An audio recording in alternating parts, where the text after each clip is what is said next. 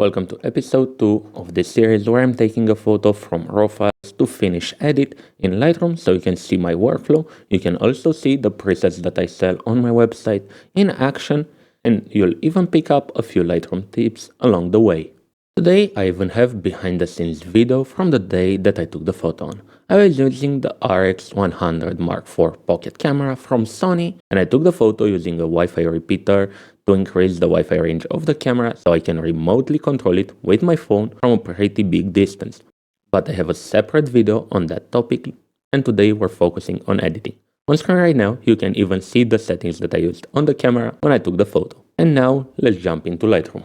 The scene was pretty contrasty, and even though I was shooting at a low ISO, I don't have a ton of details in this shadow area, so what I'm planning is to turn this into a dark shadow with a really low amount of details. I want the sun to be a bright ball in the sky, and I want a nice gradient coming from the top right into the image to balance everything out. I'll also want a few more details on this side of the image so I can see more details that are illuminated by the sun. First, I'm gonna put the image in camera neutral, and I'm going to enable the profile for correcting the torsion and remove chromatic aberration. Even though later on I'll tweak the chromatic aberration manually because I'm pretty sure in these hedges right here we're going to see a lot of greens and a lot of magentas when we're boosting up some saturation. I'm gonna start by recovering some details from the original file, so around -50 in the highlights and around +30 in the shadows. I'm not going to boost the shadows too much because I don't want details over here, and I'm pretty sure I'm going to get a lot of noise from those shadows. And I'm going to use the blacks and the whites to adjust the edges of the histogram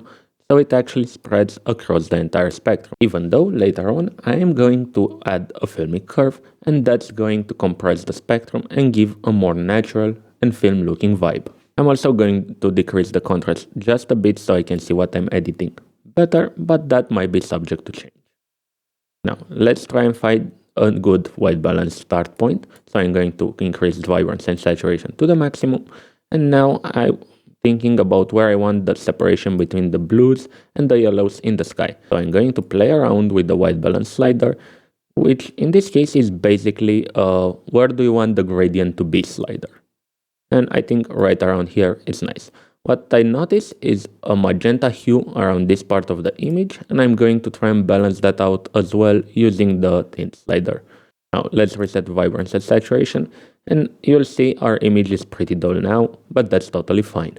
And before I start doing any kind of color grading work, I'm going to start with my mask so I can get a better feel about the exposure in the entire image. I'm going to start with a radial gradient and use an inverted mask to mask out the corner of the image that I want less details in the shadows. From it, I'm going to subtract a linear gradient so it won't affect my sky.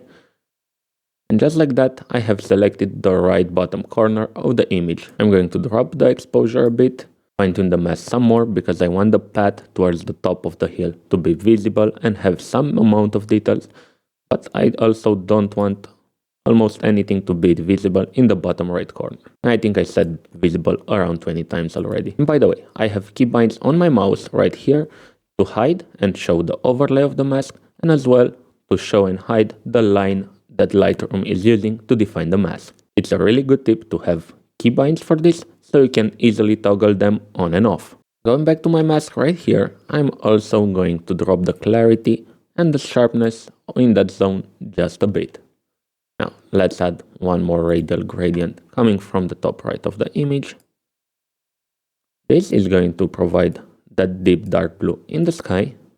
One more radial gradient starting from the sun so I can add a bit more light and warmth to this area. But instead of increasing the exposure, I'm going to use the shadow slider because I want to emulate the light that's coming from the sun instead of blowing up the highlights that are already present in the image. Here I'm also going to add a bit of yellow, and there's one more mask that I'm going to use. I'm going to go select sky, wait for Lightroom to get our sky, and intersect that with a linear gradient coming from the bottom part of the image.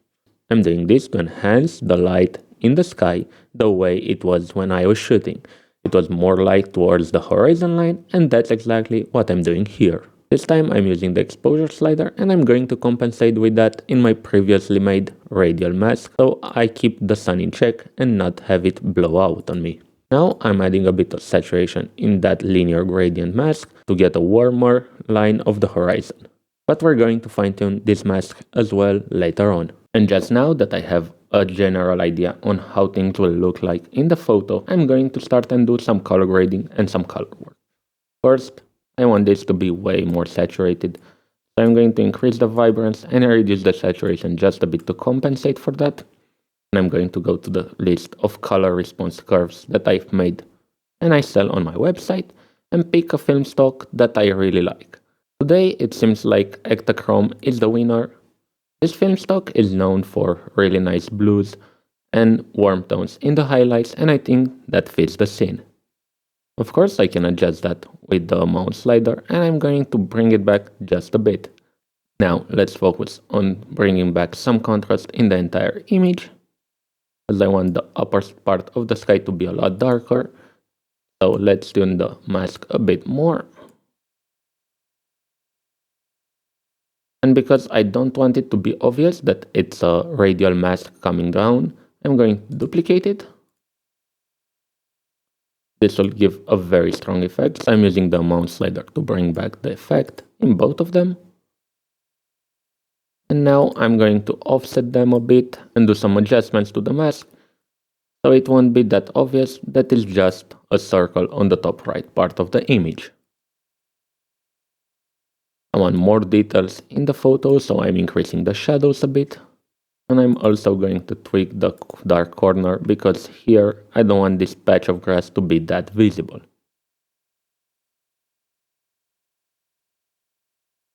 And one more nice trick that will make the image feel warmer is to increase the saturation just in the red channel. I'm also going to increase the greens just a tad. And I'm also going to inject a bit of magenta in my shadows, but I'm doing this really subtly, so +5 it's enough. Maybe even less. Now let's create some mood into the image. First I'm going to reduce the clarity just a bit to make it dreamier. Also going to add -2 on the haze and add a bit of texture so it doesn't look blurry.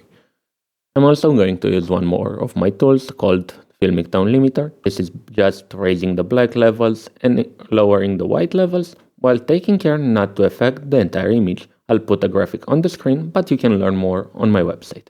And for this photo I'm going to use number 3, which is rather subtle. I'm also going to add some grain to the photo, and because this is already a noisy image, I'm not going to use my preset that adds more grain into the highlights because it's going to mess it up. Just the usual Lightroom grain settings. I still don't like the amount of details that I have in the foreground, so let's do select sky again, and this time I'm going to invert the selection so I can intersect that with another radial gradient. And here we're going to do a bit of exposure increase. Also highlights are going to go up, and even a bit of shadows because I want way more details in this zone right here. Also I'm going to add a bit more warmth to this part of the image and increase the saturation. Now for a sunset image I get the feeling that this is pretty bright. So I'm going to use the curve panel and make it a bit darker overall while making sure the highlights remain pretty bright. I want to create a nice filmic toe over here. And since I dragged everything down so much, I'm gonna come back to masking and add some more light back into the photo using the mask.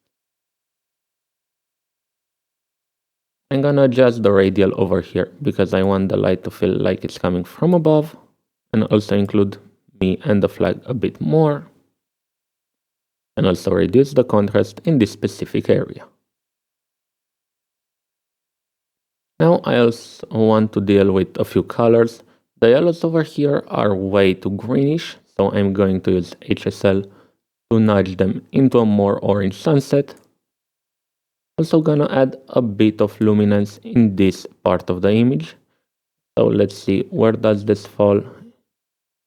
Pretty much yellow and orange, but let's start with the yellow and tone down the saturation just in the yellow channel, because I want the over image to be more in the orangey and deep blue zone. So we're going to nudge it in place right now.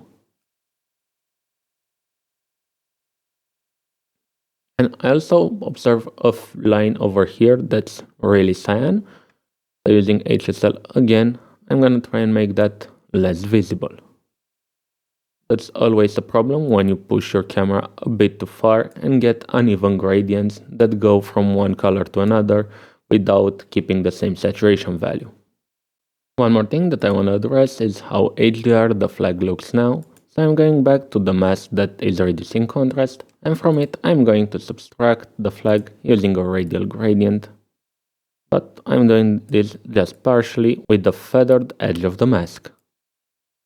Well, I could sit here and tinker with this image some more for the rest of the day. There are two more things that I really want to do before closing up this video. I want to increase the warmth in the bottom part of the sky significantly to give it a more sensitive vibe, and I'm also going to add a bit of magenta to counteract the greens that were showing up.